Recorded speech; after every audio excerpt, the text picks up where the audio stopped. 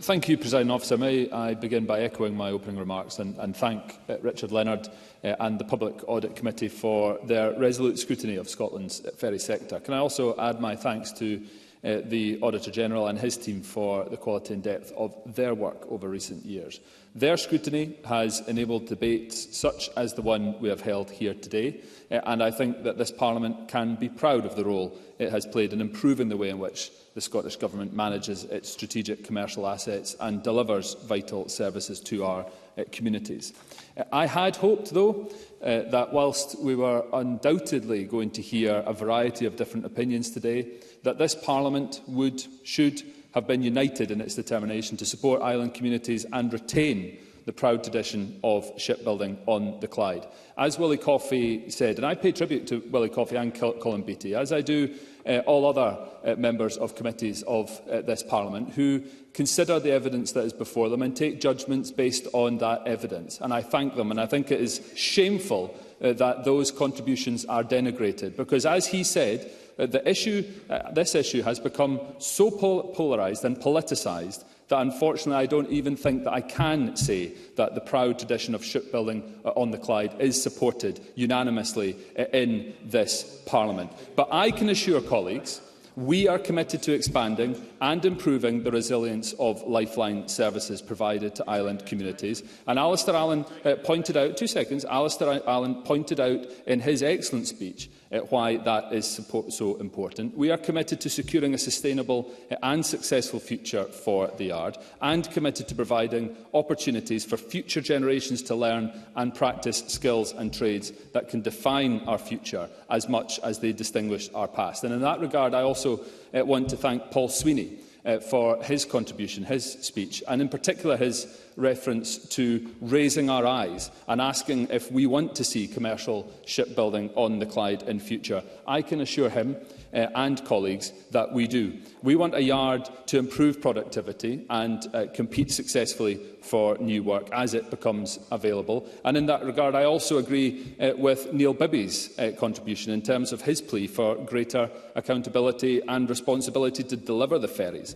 I agree and took the decision on providing written authority for 802 for that very purpose. And we'll keep working with him, with Paul Sweeney, with Stuart McMillan, other local representatives, to ensure that we work with the management and the staff at the Yard to deliver those ferries within the timescale the management has outlined for us, and support them with a forward work programme.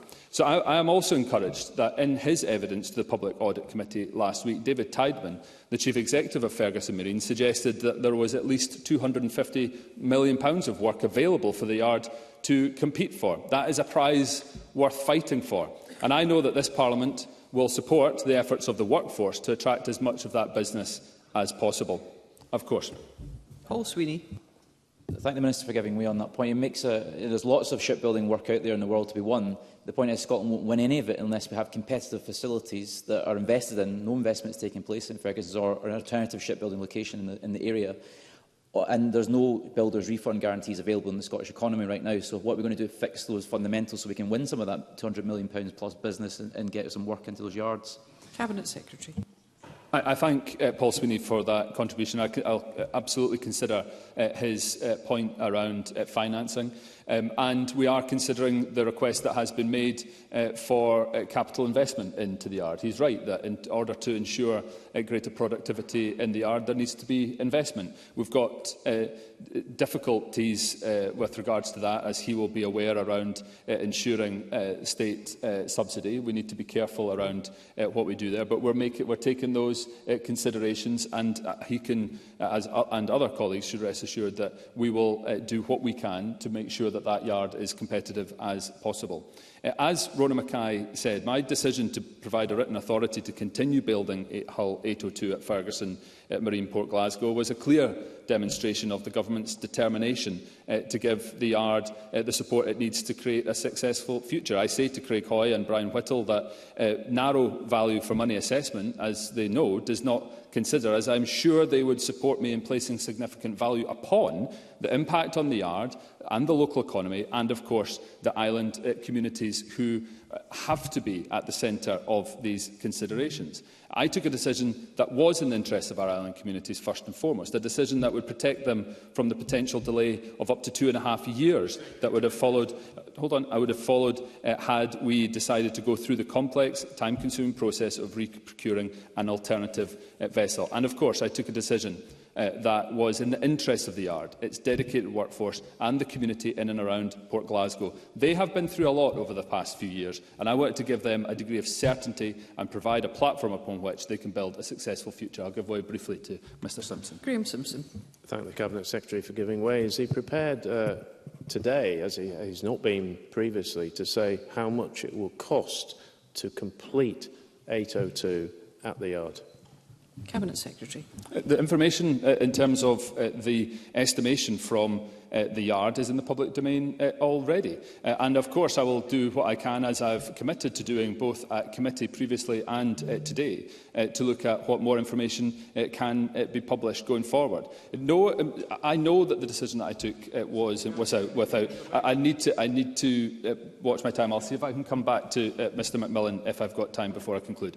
No one is pretending that there haven't been mistakes over many years in the delivery of these 2 new vessels. Audit Scotland have been both clear and constructive in the way in which they have identified things that could have been done differently, and I give colleagues an assurance that we are equally as clear in our determination to listen to their suggestions and learn lessons from their reports. That is the best way of ensuring that we provide the services that people have the right to expect and guarantee the future of a proud industry with an illustrious past and, I believe, an exciting future. I'll give way to Stuart McMillan before I close. Stuart McMillan. I thank the Cabinet Secretary for taking the intervention. Cabinet Secretary, I want to put on record the thanks of the community in Port Glasgow, but also the workforce, for the decision that was taken very recently regarding Hull 802. When I met up with shop stewards and GMB reps last week, that point was made very clear. I want to put that on record to the Scottish Government. Cabinet Secretary. I thank Stuart McMillan for that, and that is appreciated. But my appreciation is to, like Stuart McMillan, to the workforce for their contribution, the hard work and dedication of the people who work in Scotland's ferry sector. I want to acknowledge how difficult it must have been for them to read and hear the negative press and some of the comments in this place today, quite frankly, on such a regular basis. That cannot be easy. I want them all, those who work in the ferries, looking after passengers, those who manage the complex logistics, those who maintain and repair the ferries, and those crafting and building the new ferries for Scotland's seas, I want to say thank you. We're very lucky to have this whole industry working together in the service of Scotland's seas, and I want to keep it that way.